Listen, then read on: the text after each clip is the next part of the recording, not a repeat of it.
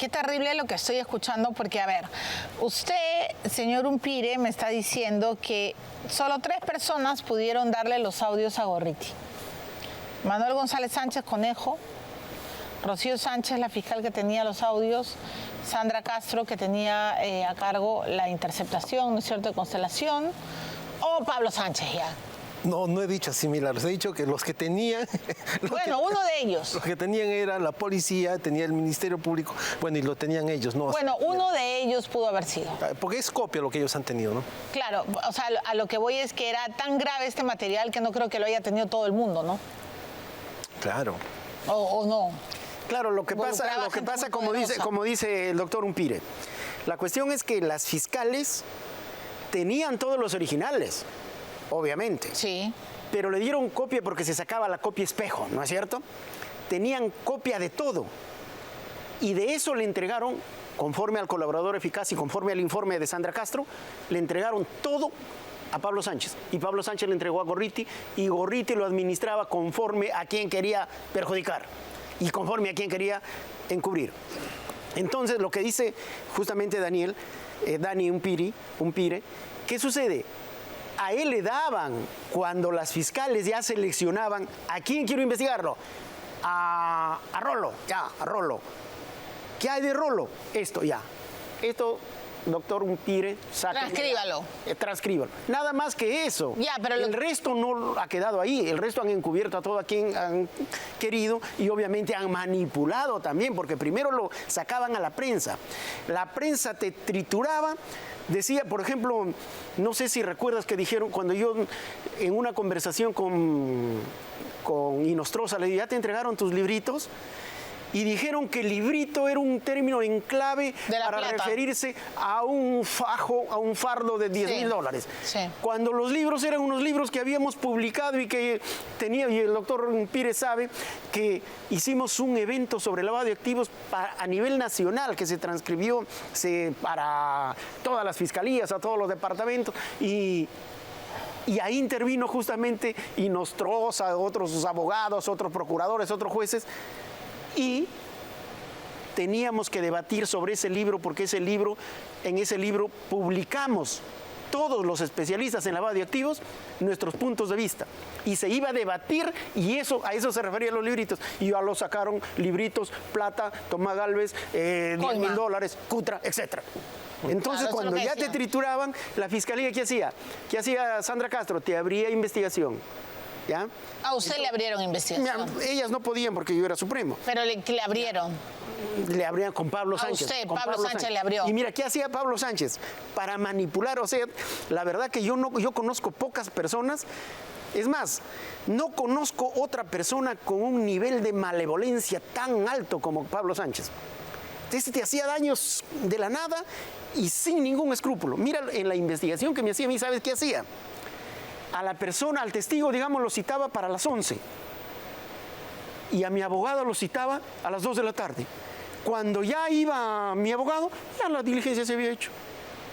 Así realizó la investigación sin darme ninguna oportunidad de defenderme. Felizmente, y así pasó hasta el pleno, porque recuerda que ya me iban a disponer, que me acusen, etc. Felizmente, y ¿sabes qué? Ni en la subcomisión de acusaciones constitucionales ni en la comisión permanente me dieron oportunidad de defenderme. No, recién sí. en el pleno trituraron. En el pleno les explico y ahí recién lo archivan. Pero en el pleno lo archivaron. Pero lo que ustedes están hablando es que no hay un debido proceso. Porque para empezar hay violación de la reserva. Hay violación total. Hay violación total. ¿Sabes? O sea, al final, ¿quién manda? Mira, por ejemplo, Pablo Sánchez, te digo así, Pablo Sánchez, José Domingo, Vela, la Junta Nacional de Justicia, ellos actúan como si no hubiera un ordenamiento jurídico, como si no hubiera constitución. Creen que su palabra, su decisión es la que vale. Incluso, mira, una vez Vela tuvo el desparpajo, ¿sabes?, de decir qué cosa. En derecho penal, el principio de legalidad es la piedra angular de todo el desarrollo del derecho penal. El principio de legalidad, que establece que por ley tiene que establecerse qué hecho es delito y cuál es la pena aplicable. Principio de legalidad. ¿Y sabes qué dijo Vela? cuando ellos eran declarados los hombres del año, cuando una aceptación del 90% de la población, que el principio de legalidad puede ceder frente al principio de legitimidad.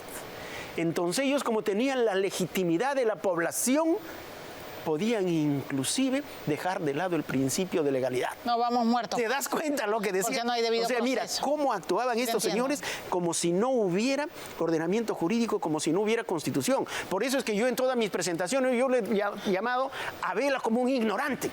Porque jurídicamente no tiene ninguna formación. Sí, pero ignorante no tiene nada. Pues sí es ignorante, porque ¿sabes qué? No puede decir una persona que conoce que el principio de legitimidad es superior al principio de legalidad, cuando ese principio de legitimidad no existe.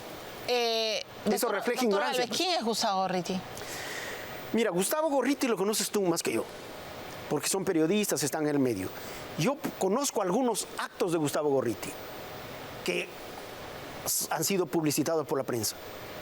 Pero sí puedo concluir, puedo inferir de que es una persona que se empoderó cuando le dieron los audios. ¿Por qué?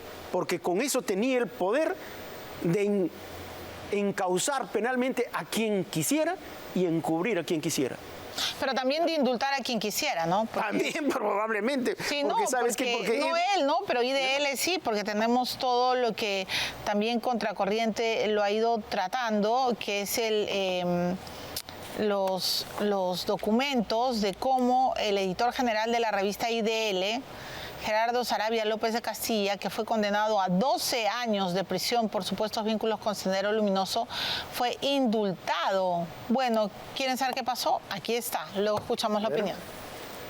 En el operativo ha habido escuchas legales y dentro de las escuchas legales salta esta comunicación con el ciudadano Gorriti. Fue condenado a 12 años por presuntos vínculos con el terrorismo e indultado por problemas de salud por sufrir de diabetes. Es el editor principal de IDL, Gerardo Sarabia, quien según el informe 003-2022 de la DIRCOTE realizó apología Sendero Luminoso usando el seudónimo de Perico Díaz en redes sociales, atentando contra el honor y la seguridad personal del entonces director de la DIRCOTE, Óscar Arriola, llamándolo criminal. Ningún terrorista se rehabilita hasta el día de hoy. Ninguno. Gerardo Sarabia fue indultado el 6 de julio de 2001, diagnosticado con diabetes tipo 1, controlado, por lo que se le recomendaba un tratamiento especializado, pero aún así fue beneficiado con la firma del expresidente Valentín Paniagua y el entonces ministro de Justicia, Diego García Sayán. Los hemos visto actuar de manera descarada, liberando terroristas, indultándolos. La Dirección contra el Terrorismo concluye que Sarabia López de Castilla, luego de ser indultado, se desenvolvió en el mundo de la pedagogía, dedicándose a captar jóvenes estudiantes y reclutarlos en sus ideas senderistas. La DIRCOTE señala también que Perico Díaz en realidad era Sarabia, porque en varias cuentas de sus allegados se les etiquetaba con su foto real y se le trataba como Gerardo. En los comentarios te estamos esperando muchos antojos, como le escribió su pareja. Ya se fue condenado por un delito por participar en el robo de un vehículo, asaltar a una persona para cometer actos terroristas con un arma de fuego que fue también robada a otras personas. Ya fue condenado por eso. Está bien, pero no se ha rehabilitado. Gerardo Sarabia o Perico Díaz comentó por qué Pedro Castillo firmó tranquilo la orden de la desaparición de los restos del genocida terrorista Abimael Guzmán. Justificaba al asesino rindiéndole casi un homenaje. Esto figura en la carpeta fiscal. Es una crueldad no haber permitido siquiera que su esposa Elena Iparraguirre despida sus cenizas. Señalaba esto el 24 de septiembre de 2021, calificando esta acción como venganza. Según la propia Dirección contra el Terrorismo, él ha seguido haciendo una serie de publicaciones bajo seudónimos defendiendo a la organización terrorista. Pese a este contundente informe de la DIRCOTE, la Fiscalía dispuso el 23 de noviembre de 2023 no continuar con la investigación preparatoria por afiliación a la organización terrorista presentada por la Procuraduría Especializada del Ministerio del Interior, con el argumento que solo son comentarios u opiniones vertidas. Aquí nuevamente el doble rasero, ¿no? A las personas vinculadas al terrorismo, ahí sí vale cualquier cosa para sacarlas de la cárcel, a pesar de que hayan habido evidencias de su vinculación con esas organizaciones terroristas. Yo soy inocente y lo he demostrado durante todo el momento, en el juicio, en el proceso. Entonces, hasta ahí punto. Sin embargo, es cierto que yo he estado 9 años y medio en prisión, que fui procesado por delitos de terrorismo por tribunales sin rostros con una serie de vicios procesales. El informe policial de la DIRCOTE concluye que Gerardo Saravia López de Castilla, editor de IDL, se ha logrado identificar como el sujeto que en la red social Facebook se hace llamar como Perico Díaz, del pensamiento que incita a la realización de actividades terroristas de Sendero Luminoso. Bueno, lo cierto es que IDL, el Instituto de Defensa Legal que tiene el brazo de IDL Reporteros, es muy poderoso en el Poder Judicial. ¿Está de acuerdo con esta...? Totalmente. ¿Por qué? Porque a partir de que se empieza a debatir y discutir el nuevo Código Procesal Penal, ellos empezaron a tener predominio porque gran parte de los especialistas que participaron en el código eran simpatizantes o en todo caso eran beneficiarios de becas, de cursos que dictaba IDL o Justicia Viva, etc. Así ingresaron al Poder Judicial, al Ministerio Público. Inclusive hacían convenios para que IDL capacite a los fiscales. Y en esa capacitación, en muchos casos, era sesgada, de un lado. Y de otro lado, consolidaron su poder, como te digo, con los audios, y luego remataron ese poder con la influencia que tienen sobre la Junta Nacional de Justicia, conjuntamente con Vizcarra. Pero a lo que quiero llegar y quiero preguntarle como ex fiscal supremo es que para cualquier instituto de defensa legal, hoy día es IDL, mañana puede llamarse como quiera, y para cualquier periodista de investigación que tiene acceso a información privilegiada, tener un pie bien puesto en la fiscalía es más que importante. No solo te da poder, te da influencia, te puede incluso permitir a ese instituto ganar casos, tener mucha más chamba para tus abogados y un largo etcétera. O sea, no es algo que solo te prestigie tener algo de control o influencia en el Ministerio Público. Y hoy día, más que nunca, quien tiene poder en el Ministerio Público tiene poder en el Perú, porque todo se ha judicializado. Efectivamente. ¿Y sabes qué? Ahí hay un problema grave, porque es cierto que hay buenos profesionales que acceden al Ministerio Público como jueces, como fiscales, al Poder Judicial. Perfecto, es cierto. Pero con la influencia que tienen IDL, Gorriti, en la Junta, no sabemos qué jueces están nombrando, qué fiscales están nombrando.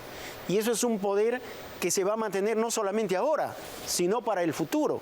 Así como han infiltrado las instituciones, ahora con esta Junta han infiltrado, estoy seguro, porque esa es una opinión, estoy seguro que han infiltrado absolutamente al Poder Judicial y al Ministerio Público con su gente.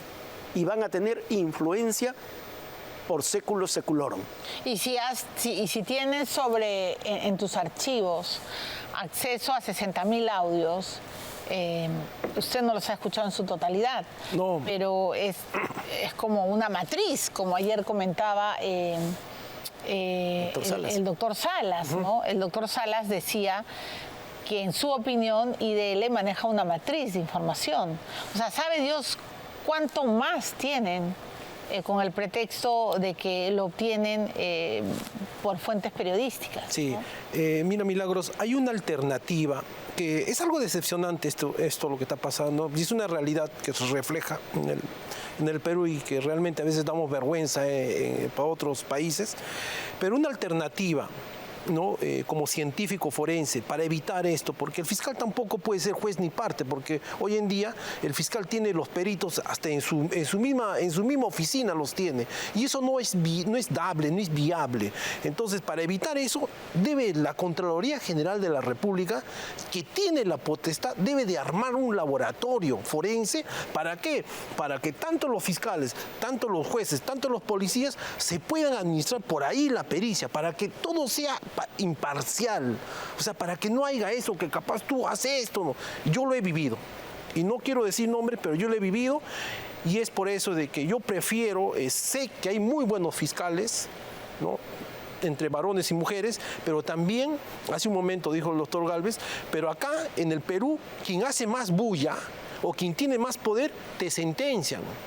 Y eso no es viable. Yo, por ejemplo, he enseñado a muchos jueces en la Academia de la Magistratura, les he enseñado que valoren la pericia, porque si la pericia no sirve de lo que está pasando, si no hay un orden, no se valora la fuente original, no se valora la evidencia, la pericia, entonces, pero por si salen por la televisión y lo van a sentenciar a ese hombre. Bueno, pero acá hay linchamiento mediático, pues, y el problema es cuando los personajes no saben defenderse en los medios. Tengo que terminar, pero doctor Gálvez, tengo que hacerle varias preguntas. ¿Por qué hasta hoy, usted ha sido fiscal supremo, por qué hasta hoy ningún fiscal supremo le abre investigación a la tendría que ser Villena, a la ex fiscal Benavides, si la información es tan grave como se ha ventilado? ¿No es cierto?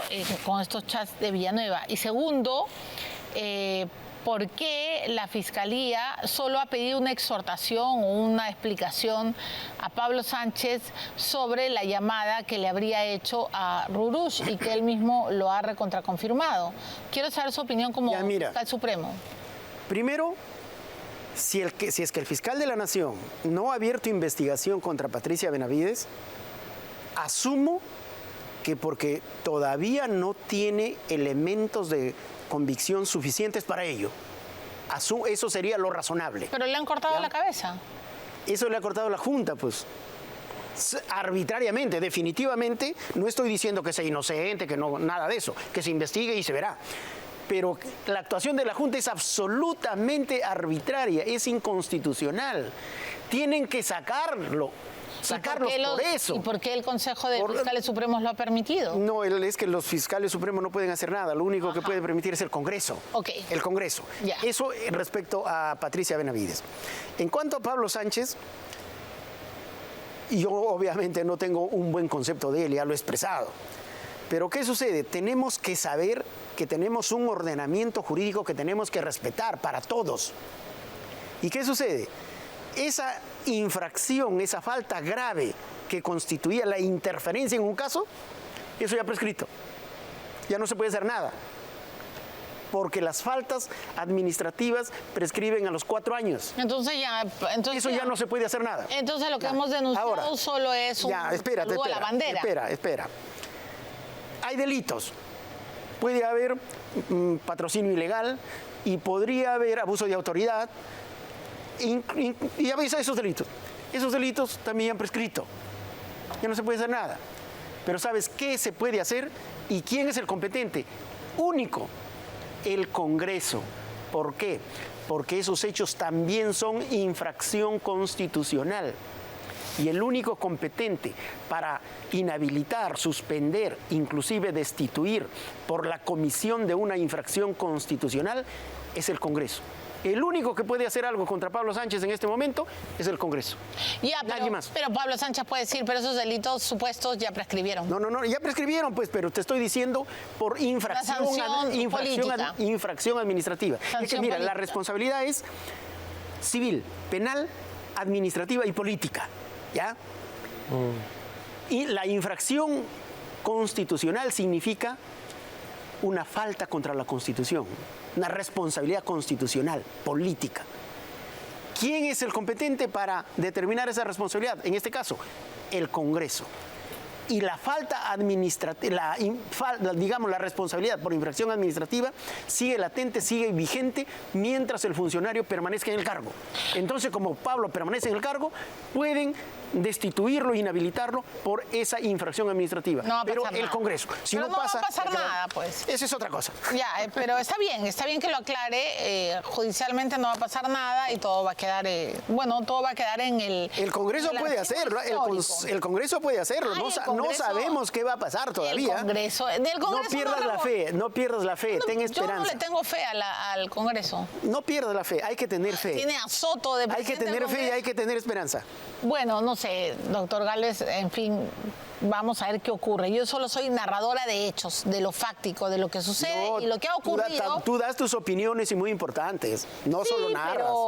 Pero en este caso, o sea, el Congreso ha permitido que una magistrada se zurre en toda la normativa y siga trabajando hasta que ella quiera. ¿A quién te refieres? A la doctora Tello. Bajo esa perspectiva, que ningún trabajador del Estado se jubile, pues, porque si ella lo puede, todos lo podemos, ¿no? Yo ahí te di mi opinión la Sí, reunión o sea, pasada pero- y creo que ahí hay muchas cosas que Bueno, en debatir fin. todavía. En fin, entonces no hay justicia.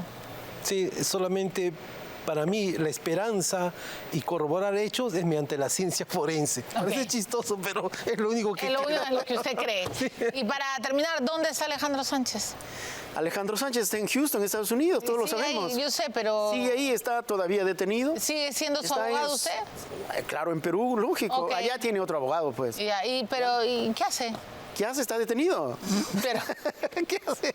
no, Está yo sé, detenido. pero ¿qué hace? ¿Qué le ha dicho? Sigue el procedimiento. Ajá. Probablemente en este mes se resuelva si es que... ¿Si lo traen o no? No. Si sale en libertad o no. ¿No lo van a extraditar? Eso todavía tiene para rato. Tiene para rato, ¿no? O sea, al final ya ve todo, tiene para rato. Pero es que mira, No hay yo he sostenido y lo Nada. sostengo que Alejandro Sánchez es inocente. Sino usted lo ha sostenido, pues así Es es. que tú no conoces el caso, no puedes condenar. Yo conozco el caso y Yo- sí te digo por eso. Bueno, cuando quiera vuelva al programa y hablamos de Sánchez, Perfecto. doctor Gálvez. Ya viste, ya me... Ya, no hay tiempo para más. Carlos Álvarez, ¿cómo haríamos? Una vidente te está viendo rumbo a la presidencia. Tienes que regresar al programa para que ya nos cuentes Pero todo. rumbo, no Mao, que gana. Porque Bueno, en dice rumbo, que en gana. rumbo hay cientos, ¿ah? Bueno, según la vidente, Está va rumbo. a ganar. No tengo tiempo para más. Gracias, doctor Gálvez. Gracias, Dani Umpire. Bienvenidos siempre al programa. Y ahora es tiempo de Philip Butters y con Butters. Muchas gracias también por la invitación. ¿ah? Gracias.